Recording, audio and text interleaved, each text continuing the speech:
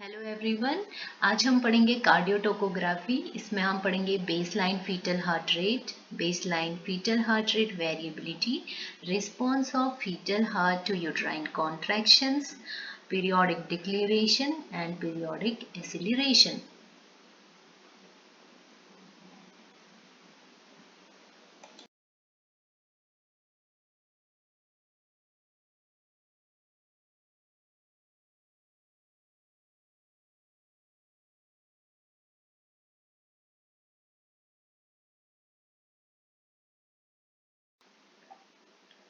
In cardiotocography (CTG), the fetal heartbeat and uterine contraction are graphically recorded.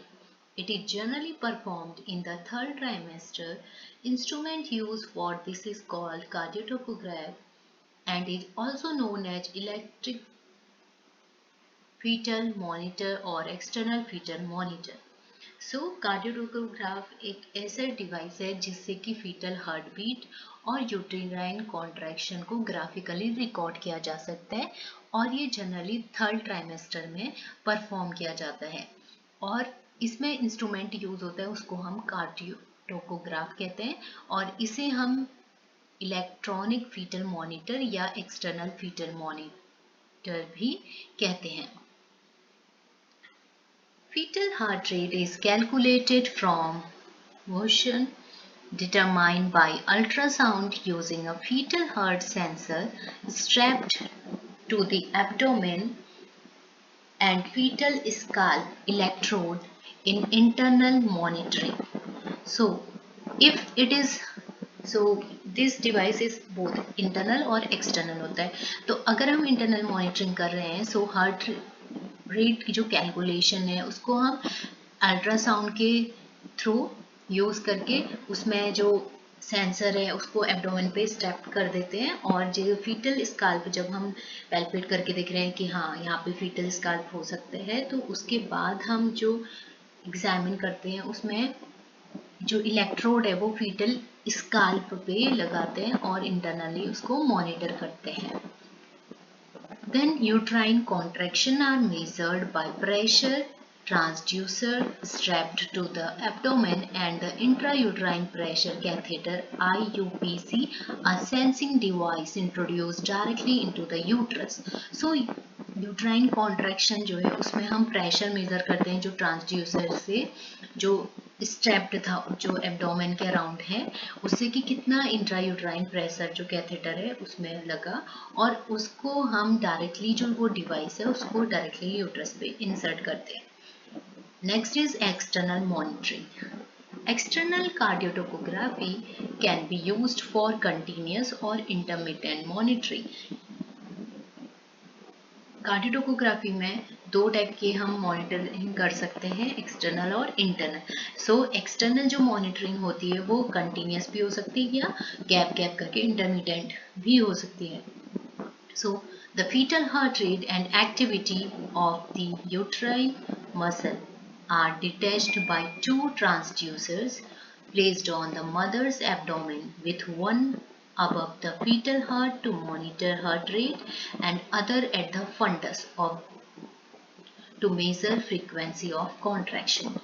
जब हम fetal heart rate और उसकी activity जो muscle uterine की है उसको डिटेक्ट करते हैं तब दो ट्रांसड्यूसर्स चाहिए होते हैं। एक को जो प्रेग्नेंट वुमेन है जो मदर है उसके एब्डोमेन पे रखते हैं अब उसके एब्डोमेन पे और दूसरा फीटल हार्ट रेट को मॉनिटर करने के लिए रखते हैं।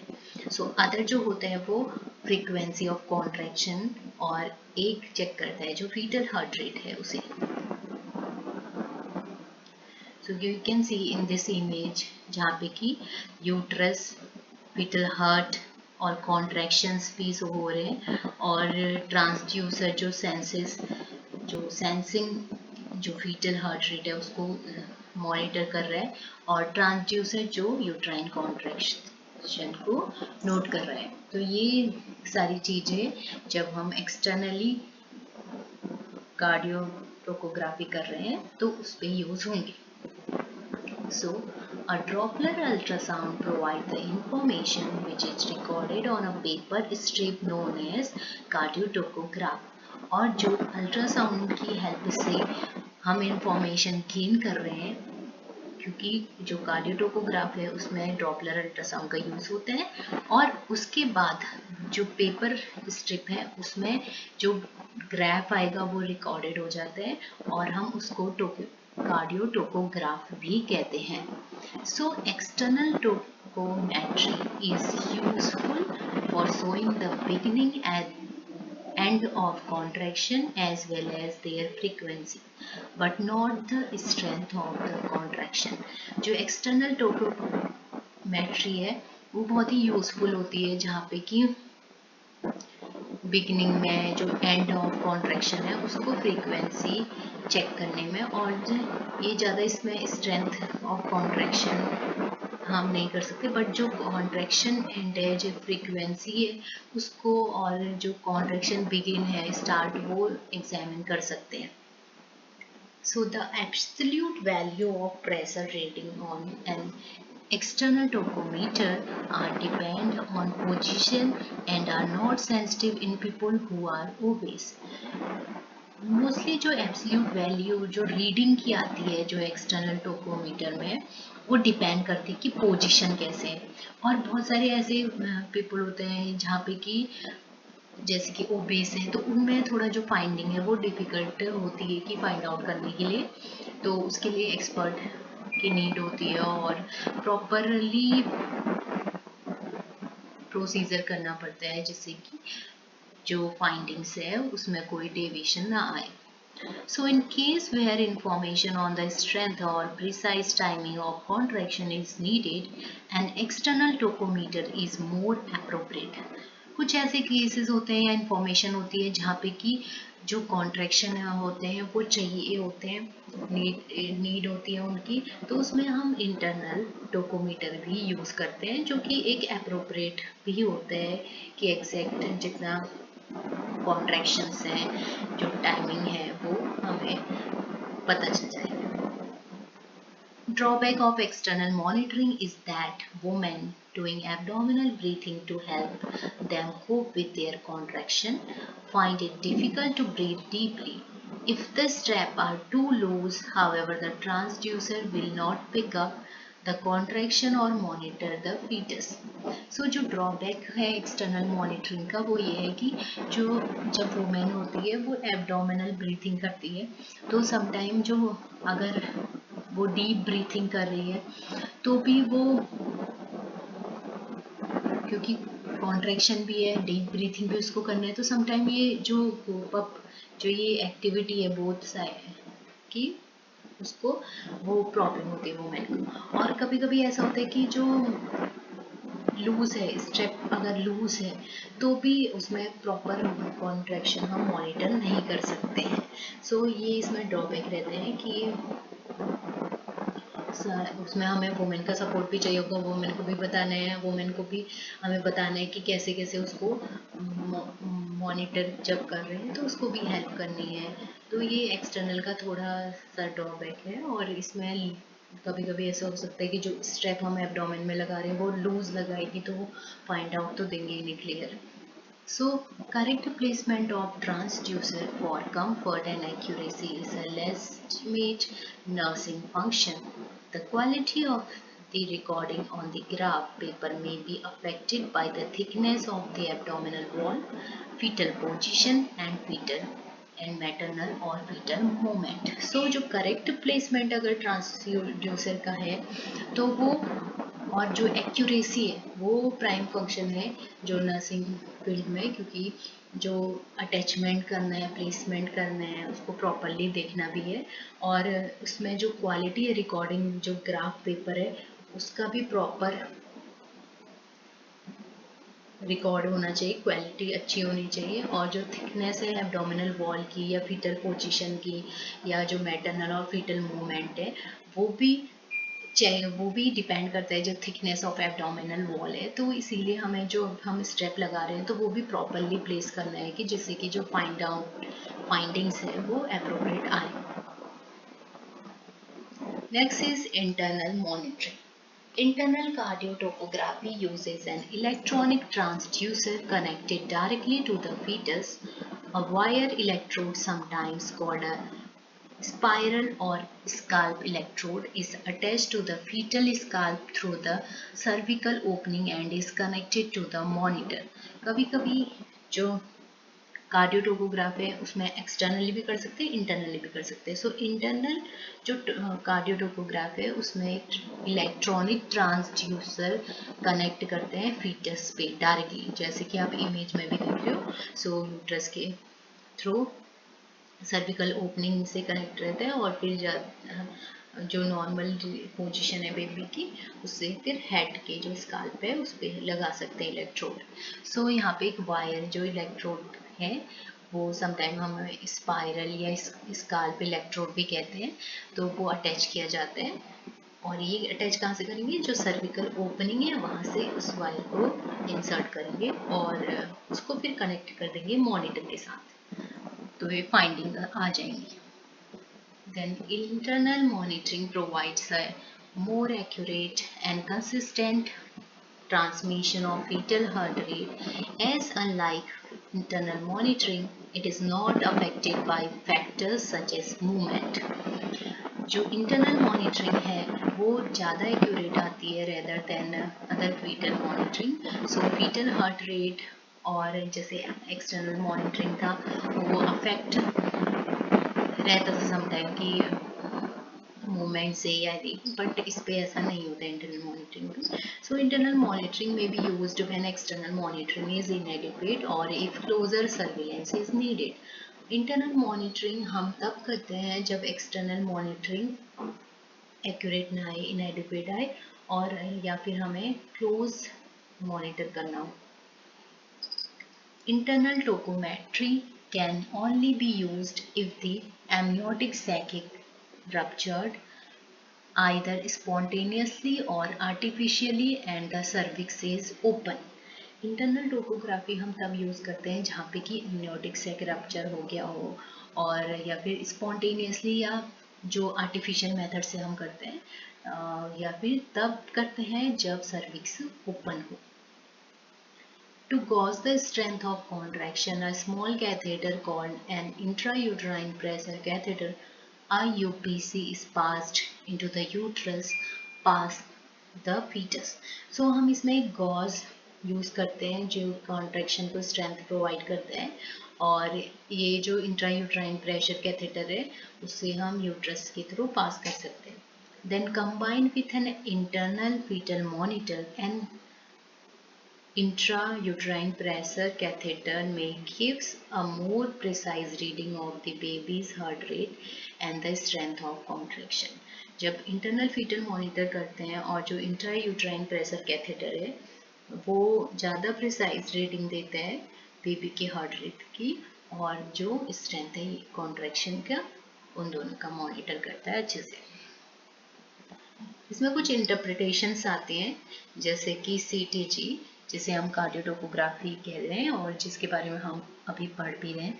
So tracing require both qualitative and quantitative description of several factors.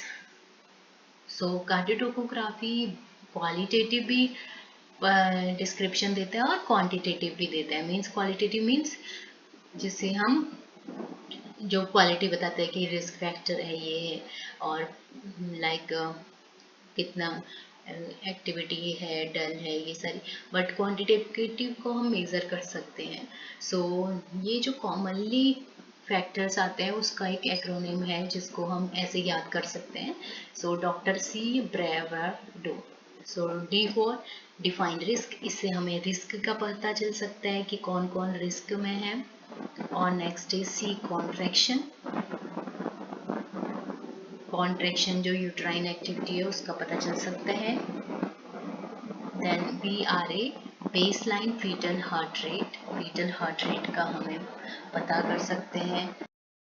का मीन्स ये है कि जितने भी ये फैक्टर्स जो ये कॉमनली समराइज्ड किए गए हैं मीन्स कार्डियोटोकोग्राफी उन सब में यूजफुल है. So B for cardiotocography baseline fetal heart rate variability को चेक भी करता है and A for presence of acceleration and T for periodic or episode of deceleration and then O for changes or trends of fetal heart rate pattern over time. The cardiotocograph provides information on baseline of fetal heart rate, baseline of fetal heart rate variability, response of the fetal heart to uterine contraction, periodic deceleration and periodic acceleration. तो हम इसको पढ़ेंगे fetal heart rate.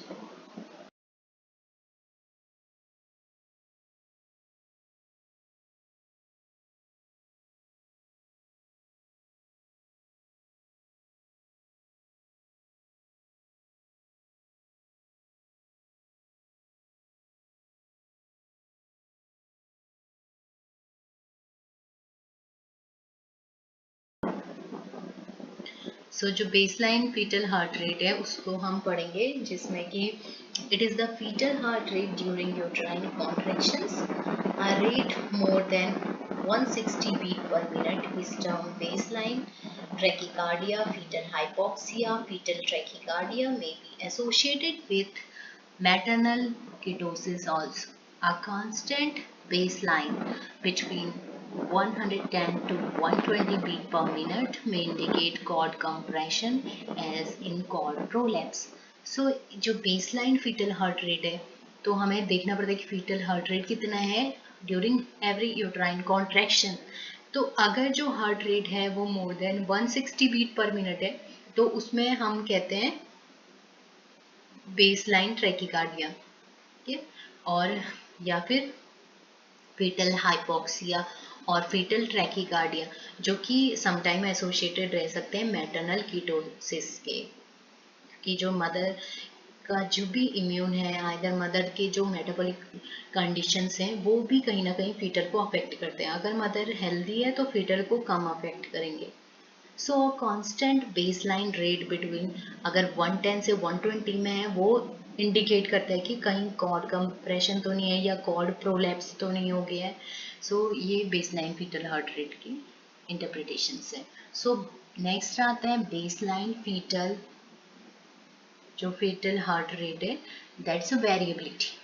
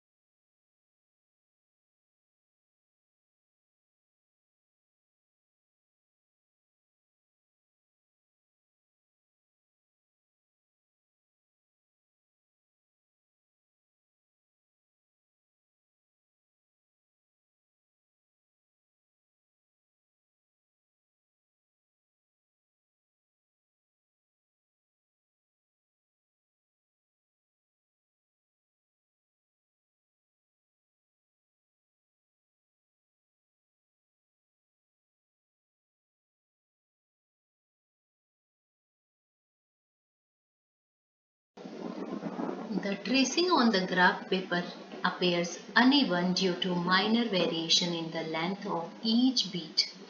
The baseline rate should be normally vary by at least 5 beats over a period of 1 minute. Loss of this variability may indicate fetal hypoxia.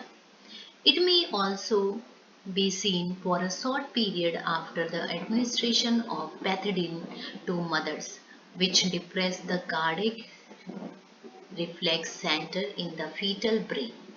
So period of fetal sleep also cause reduction in fetal variability, which usually lasts for 20 to 30 minutes during labor. So ये जो baseline fetal heart rate variability है, इसमें trace करते हैं graph paper पे जो minor variation है और कितना लेंथ है हर एक बीट पे, और जनरली ये एक बेसलाइन रेट प्रोवाइड करता है जिससे कि एटलीस्ट देखें कि जो नॉर्मल है या वेरी कर रहा है एटलीस्ट 5 बीट्स 1 मिनट में. सो अगर यहाँ पे लॉस हो जाता है वेरिएबिलिटी का तो इसका मतलब है कि फीटल हाइपोक्सिया है. और अगर इसमें शॉर्ट पीरियड के बाद हम sometime according to doctor advice अगर पैथेटिन दे रहे हैं मदर को, तो वो देखना है कि इस पर कार्डियक रिफ्लेक्स डिप्रेस तो नहीं हो गया, या जो सेंट्रल फीटल हार्ट ब्रेन है. सो इसमें समटाइम ये हो सकता है कि जब फीटल स्लीप है वो मतलब जब फीटल का जो स्लीप साइकिल है, फीटल स्लीप में है, सो गया है, तो उससे भी ये रिडक्शन होता है कि फीटल की वेरिएबिलिटी का. समटाइम हम यूजुअली चेक करते हैं कि 20 से 30 मिनट्स तो during the time of labour. So response of fetal heart rate to uterine contraction. The fetal heart rate will normally remains steady or accelerate during contractions. Declarations of fetal heart rate, if recorded, must be assessed for their relationship to uterine contractions. So जो fetal heart rate है उसका rate जो uterine contraction के response में कैसे होगा. सो जो fetal heart rate है वो स्टडी मतलब एक सेम लेवल पे ही रहता है या एक्सेलरेट करेगा तब जब कॉन्ट्रैक्शंस हो सकते हैं. अगर डिक्लेरेशन है फीटल हार्ट रेट का तो वो भी रिकॉर्ड करना है, असेस करना है कि जो रिलेशनशिप है यूट्राइन कॉन्ट्रैक्शन और फीटल हार्ट रेट में, उसको भी चेक कर सकते हैं. सो समटाइम जो फीटल हार्ट रेट है वो रिस्पॉन्स करता है टू द कॉन्ट्रैक्शन और एक्सेलरेट होता है. समटाइम डिक्लेरेशन भी होता है फीटल हार्ट रेट का. Then early declaration. Begin at or after the onset of contraction and return to baseline rate by the time the contraction have finished.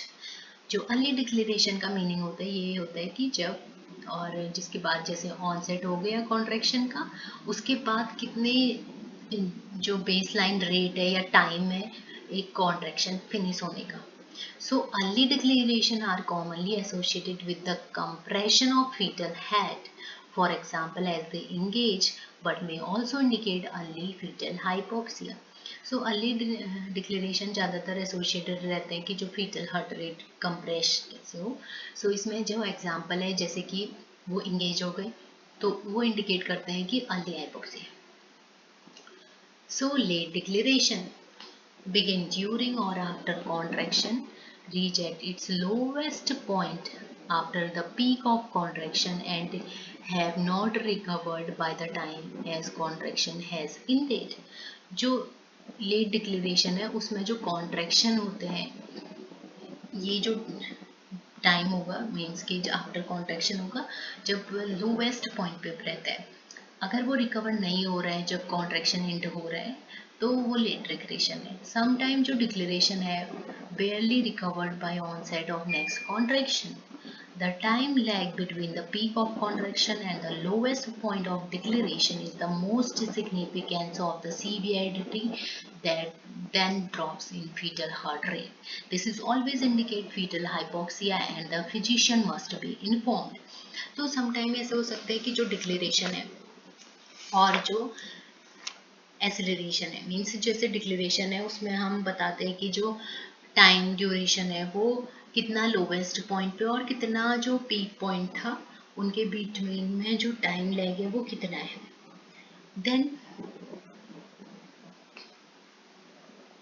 अगर वो suddenly severely drop हो जाता है तो उसमें हम चेक करते हैं कि फीटल हार्ट रेट कितना है। समटाइम जो फीटल हार्ट रेट है वो भी डिपेंड करेगा कि कितना जो पीक लेवल है और कितना जो लोवेस्ट पॉइंट है उसमें समटाइम वेरी करेगा। सो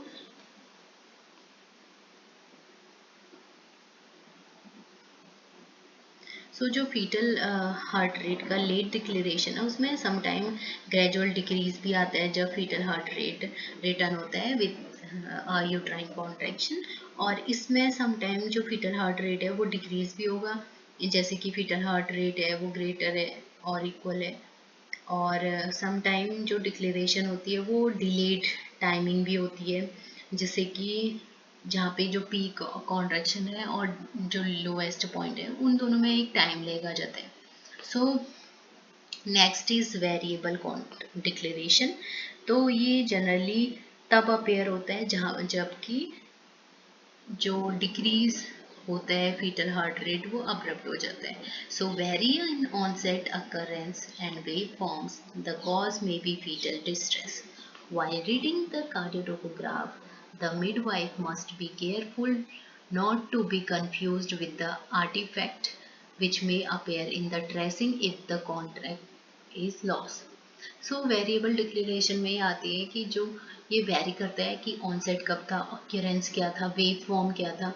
तो समटाइम ये कॉज भी करता है कि फीटल डिस्ट्रेस को भी बताता है।